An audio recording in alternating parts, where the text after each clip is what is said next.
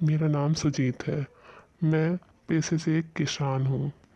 मेरे गांव में भी घर है और जहाँ मैं खेत यानी जहाँ मैं किसानी का काम करता हूँ या अपनी फसलें उगाता हूँ, वहाँ पे भी मैंने एक झोपड़ी सी बना रखी है। कभी थक जाता हूँ दिन भर काम करके तो मैं रात में वहीं आराम कर लेता हूँ और कभी कभी रात में सो भी जाता हूँ।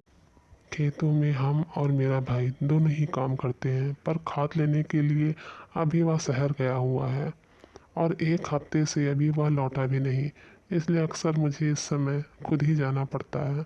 एक दिन जब मैं घर से खेतों के लिए निकल रहा था, रास्ते में उस समय धूप हो रही थी, यानी करीब 11 बजे के आसपास मैं निकला था। जाते जाते चूँकि मेरे घर से मेरे खेत जाने में 1 या 1.5 घंटे लग जाता है, तो ऐसे ही मैं अकेला जा रहा था। मतलब जाते समय काफ़ी पेड़ भी हैं, रोशनी भी अच्छी खासी आ रही थी, इसलिए कोई डरने की बात नहीं थी। अब चूँकि मैं हमेशा जाता रहता हूँ, मैं खेतों में पहुँचा। हाँ, मैंने अपना फसलों में काम किया, जुताई किया, पानी वगैरह डाला। उसके बाद ये सब काम करते करते पता ही नहीं चला कब रात हो गई। मैंने सोचा चलो जो खाना लाया हूँ उसे पहले खा लूँ और उसके बाद अपने घर के लिए निकल जाऊँगा। तो जैसा ही मैंने खाना निकाला, पानी वगैरह लिया और खाने लगा, तभी मुझे कुछ आवाज़ आई, जैसे किसी जानवर की चिल्लाने की। मुझे लगा ये तो अब शाम हो चुकी है, पेड़ पौधे भी काफ़ी हैं तो जानवर भी होंगे। फिर मैंने खाना खाया और मैं निकल लिया। जब मैं जा रहा था तो मैंने देखा कि पेड़ों के पीछे झाड़ियों में कई लोग खड़े हैं। पर मैं ये सोचने में मजबूर हो गया कि अभी मैं इतने दिन से आ रहा हूँ, मैंने तो ऐसा कभी कुछ नहीं देखा, फिर आज इतने लोग आए कहाँ से। और बड़ी अजीब सी आवाज़ें निकाल रहे थे वो। मैं ऐसी आवाज़ें सुनकर बहुत डर गया और मैं और तेज भागने लगा।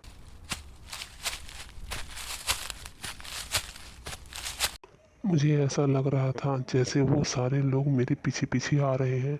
मुझे तेज़ आवाज़ें आने लगी, जैसे पत्तियों की आवाज़ें और तेज़ हवाएं चलने की आवाज़ें।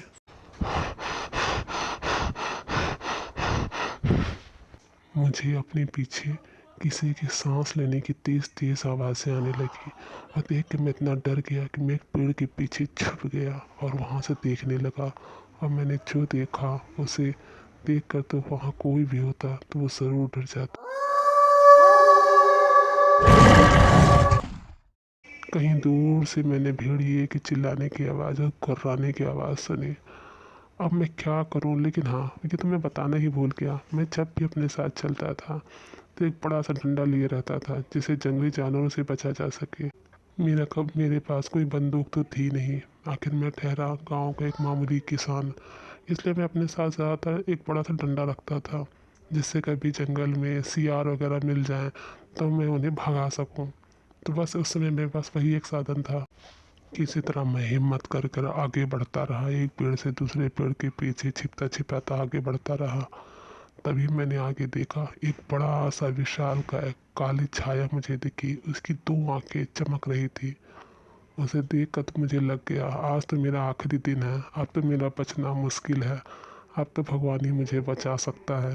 भगवान से प्रार्थना करने लगा और किसी तरह हिम्मत कर कर आगे बढ़ता गया।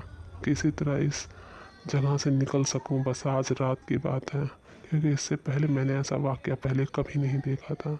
तभी मैंने एक अजीब चीज़ देखी। वहीं पर एक जगह झाड़ियों में एक आदमी आग जलाकर बैठा था। मैं हिम्मत करके उसके पास गया। अरे भाई, आप यहाँ पर क्या कर रहे हो आग जलाकर? यहाँ पे तो बहुत जंगली जानवर है और सियार की आवाज़ें भी आ रही हैं। क्या तुम्हें डर नहीं लग रहा? थोड़ी देर तक उसने कोई जवाब नहीं दिया। बाद में उसने कहा, तुम्हें यहाँ नहीं आना चाहिए था आज के दिन। आज 13 साल के बाद एक ऐसा दिन है जब ये जानवर अपनी गुफाओं से निकलकर अपना भेष बदलते हैं और लोगों का शिकार करते हैं। तो तुम्हें यहाँ बिल्कुल नहीं आना चाहिए था। अब यहाँ तुम आ ही गए हो तो अब तुम्हें मेरे साथ रुकना पड़ेगा। आज की रात तुम इस जंगल से बिल्कुल नहीं निकल सकती। अगर तुम्हें अपनी जान प्यारी है तो तुम्हें यहीं रुकना पड़ेगा, क्योंकि ये खतरनाक जानवर ये रूप बदलने में भी माहिर है और तुम्हें ये कभी नहीं निकलने देंगे। ये जो मैंने आग जलाई है ये कोई मामूली आग नहीं है।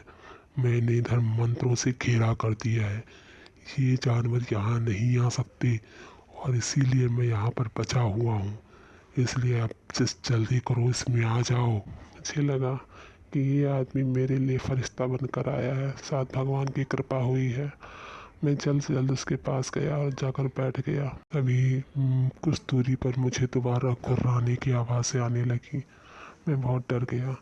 उस व्यक्ति ने कहा, डरो नहीं, कुछ नहीं होगा, बस यहाँ से हिलना मत।